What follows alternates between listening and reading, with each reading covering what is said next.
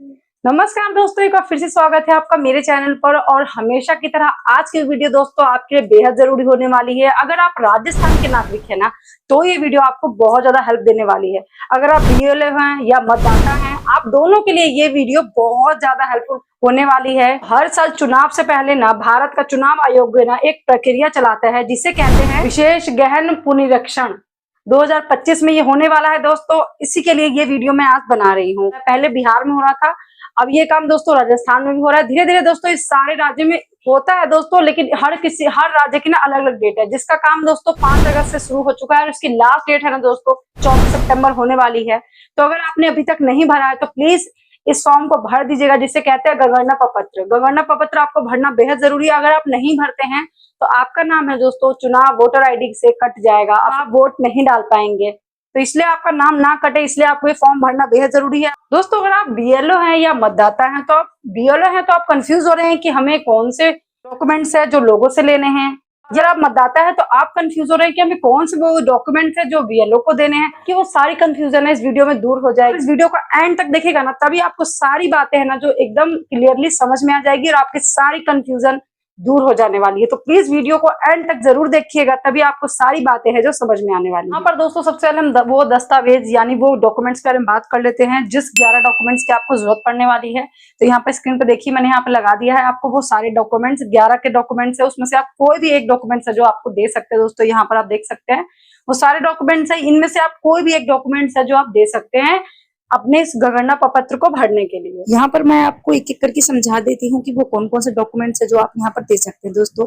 आपके पास कोई भी ऐसा कार्ड है, पेंशन पेमेंट है, या फिर कोई भी गवर्नमेंट मतलब सेंट्रल गवर्नमेंट की कोई भी ऐसी चीज, मतलब कोई भी ऐसा कार्ड है जो आप दे सकते हैं। जैसे आपकी पीसीयू हो गया, आपका कोई भी ऐसा पेंशन पेमेंट कार्ड हो गया, कुछ भी आप यहाँ पर दे सकते हैं। और यहाँ पर दूसरा देखिए दोस्तों, यहाँ पर दूसरा है दोस्तों, भारत में 1987 से पहले के आपके पास कोई भी सरकार द्वारा कोई भी ऐसा LIC PSU द्वारा कोई भी पहचान प्रमाण पत्र दस्तावेज हो सकता है जो इंडिया का हो, वो भी आप यहाँ पर दे सकते हैं। अब हम यहाँ पर हम बात करते हैं बर्थ सर्टिफिकेट। अगर आपके पास बर्थ सर्टिफिकेट है दोस्तों तो वो आपका बहुत अच्छा है, वो भी आप यहाँ पर दे सकते हैं। पासवर्ड दोस्तों आपका यहाँ पर। फिर आपका 5वां है दोस्तों कि आपकी मैट्रिक की अगर आपके पास कोई सर्टिफिकेट है कोई भी बोर्ड यूनिवर्सिटी की, तो वो भी यहाँ पर आप दे सकते हैं। अब यहाँ पर बात करते हैं दोस्तों परमानेंट रेजिडेंट, यानी कि आपका मूल निवास जिसको बोलते हैं। ध्यान से सुन लीजिएगा दोस्तों, यहाँ पर आपको परमानेंट देना है, करंट का एड्रेस प्रूफ नहीं देना है। मतलब आप जब परमानेंट जहाँ पे रहते हैं, जिसको मूल निवास बोलते हैं, वो आप नजदीकी सरकारी केंद्र से भी कहीं से भी बनवा सकते हैं, वो आपको यहाँ पे देना है दोस्तों। आपके पास अगर कोई वन अधिकार प्रमाण पत्र यानी फॉरेस्ट राइट्स सर्टिफिकेट है, वो भी आप यहाँ पे दे सकते हैं। ये वो ऐसे अनुसूचित जनजातियां होते हैं जो जंगलों में रहते आए हैं। 8वां यहाँ पर हमारा आता है दोस्तों कास्ट सर्टिफिकेट, यानी कि जाति प्रमाण पत्र। आप ओबीसी हैं, SC हैं, ST हैं। 9वां हमारा यहाँ पे नेशनल रजिस्ट्रेशन ऑफ सिटीजन, जिसको दोस्तों NRC भी कहते हैं। इससे यह तय होता है कि कौन यहाँ का है, कौन बाहर का अवैध प्रवासी है। 10वां हमारा यहाँ पे है दोस्तों family register prepared by state local authority, राजस्थानीय प्राधिकारी द्वारा तैयार किया गया ऐसा कोई पारिवारिक रजिस्ट्रेशन। 11वां और आखिरी है दोस्तों यहाँ पर हमारा कोई भी ऐसा सर्टिफिकेट हो सकता है जो गवर्नमेंट द्वारा हमारे जमीन का कोई भी मतलब सरकार द्वारा ऑथराइज्ड हो। वो कौन से डॉक्यूमेंट्स है जो आपके यहाँ पे नहीं चलने वाले हैं। आपका आधार कार्ड दोस्तों नहीं देना है, पैन कार्ड है आपके पास ये भी नहीं, ड्राइविंग लाइसेंस भी नहीं दोस्तों, जॉब कार्ड, जन आधार होगा आपके, भमसन कार्ड, और यहाँ पर दोस्तों बैंक पासबुक। ये सारी चीजें दोस्तों आपके इसमें नहीं चलने वाली है। आप अगर बीएलओ हैं या मतदाता हैं तो आप समझ गए होंगे कि अगर आप बीएलओ हैं तो आपको ये सारे डॉक्यूमेंट्स है जो मतदाता से नहीं लेने हैं, और अगर आप मतदाता हैं तो आपको ये सारे डॉक्यूमेंट्स नहीं देने हैं। वो जो 11 डॉक्यूमेंट्स मैंने बताए हैं वही आपको देने हैं। अब यहाँ पर हम बात कर लेते हैं दोस्तों की मतलब मतदाता को जो है कुछ 4 भाग में बांटा गया है, 4 श्रेणी में बांटा गया है दोस्तों, जैसे कि A B C और D। इसमें कौन कौन से लोग हैं, इन्हें कौन से डॉक्यूमेंट्स देने हैं, वो ऐसे कौन से लोग हैं जिन्हें स्वयं अपना डॉक्यूमेंट्स देना है, वो ऐसे कौन से लोग हैं जिन्हें माता पिता दोनों का देना है। हमारा आपको बताएंगे डिटेल में कि वो कौन से हैं और उनको 4 भागों में किस तरह से बांटा गया है। आप देख लेगा आप किस श्रेणी में आते हैं, आपको कौन से डॉक्यूमेंट्स देने हैं। अब दोस्तों यहाँ पर हम श्रेणी के अनुसार यानी ग्रुप के अनुसार बात कर लेते हैं कि किन मतदाता को कौन से डॉक्यूमेंट्स देने हैं। हम बात कर लेते हैं ग्रुप A की। मान लीजिए ऐसे मतदाता जिनका जन्म दोस्तों 2002 की वोटर लिस्ट में है, इन वोटर्स को क्या क्या देना है दोस्तों, इनको कोई दस्तावेज नहीं दे। देखिए इन वोटर्स को कोई दस्तावेज नहीं जमा कराना है, ऐसे वोटर्स को केवल गणना प्रपत्र जमा कराना है दोस्तों। तो उन्हें क्या करना होगा, उसके लिए दोस्तों आपको 2002 की वोटर लिस्ट जो कि राजस्थान की वेबसाइट पर मिल जाएगी, 2002 की सूची, वहां आपको वो भी मैं आपको बता दूंगी कि वो आपको कैसे चेक करना है कि 2002 की वोटर लिस्ट में आपका नाम है या नहीं। वो मैं वीडियो के आगे मैं आपको बताने वाली हूँ। अगर आपका नाम है उसमें तो आपको कुछ नहीं करना है, बस उसकी एक फोटो खींच लेनी है, मतलब सूची की, और वो आपको अपने गणना प्रपत्र के साथ अटैच कर दे देना है। मान लीजिए जिनका नाम दोस्तों 2002 की वोटर लिस्ट में दर्ज नहीं है, उन मतदाता को क्या करना है, ऐसे मतदाता जिनका जन्म दोस्तों इससे पूर्व हुआ है, 1987 से पूर्व हुआ है, ध्यान से सुन लीजिएगा।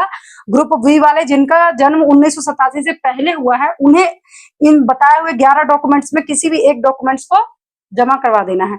अब यहाँ पे हम ग्रुप सी की बात करते हैं, जिनका जन्म, इसमें भी सेम वही चीज है कि जिसका दोस्तों 2002 की वोटर लिस्ट में नाम नहीं है, उनको क्या क्या करना है, ऐसे मतदाता जिनका जन्म, अब ध्यान से सुन लीजिएगा, वहां 1987 था और यहाँ पे दोस्तों 1987 से 2004 के बीच में हुआ है, मध्य यानी 2004 के बीच में हुआ है।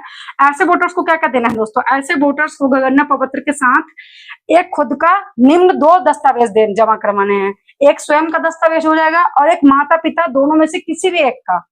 ऐसे वोटर्स को दोस्तों माता पिता दोनों में से किसी एक का, और स्वयं का एक खुद के नाम का और एक माता पिता दोनों में से किसी भी एक के नाम का डॉक्यूमेंट्स आपको यहाँ पर देना है। अब यहाँ पर हम बात करते हैं दोस्तों ग्रुप डी की। अब ग्रुप डी में अगर आप आते हैं, उनमें भी सेम वही चीज है कि जिनका जन्म दोस्तों यही सेम चीज 2002 की वोटर लिस्ट में नहीं है, उनको क्या करना है, जिनका जन्म दोस्तों 2002 के बाद हुआ है, नहीं, जिनका जन्म दोस्तों 2004 के बाद हुआ है, ऐसे वोटर्स जिनका जन्म 2004 के बाद है, उन्हें कौन से डॉक्यूमेंट्स देने हैं। मान लीजिए आपका जन्म 2005 में, 6 में जो भी हुआ है, ऐसे वोटर्स को क्या देना है, ऐसे वोटर्स को गणना प्रपत्र के साथ 3 दस्तावेज देने की जरूरत है दोस्तों। 3 दस्तावेज, कौन कौन से दस्तावेज, एक तो स्वयं का आपका हो जाएगा, अपने नाम का बर्थ सर्टिफिकेट दे दीजिए, 10th की कोई सर्टिफिकेट दे दीजिए, वो दे दीजिएगा, और माता और पिता दोनों का इसमें आपको देना होगा। कुछ भी आप दे सकते हैं अपने माता पिता का, वो 11 डॉक्यूमेंट्स में, जिनका जन्म दोस्तों 2004 के बाद हुआ है।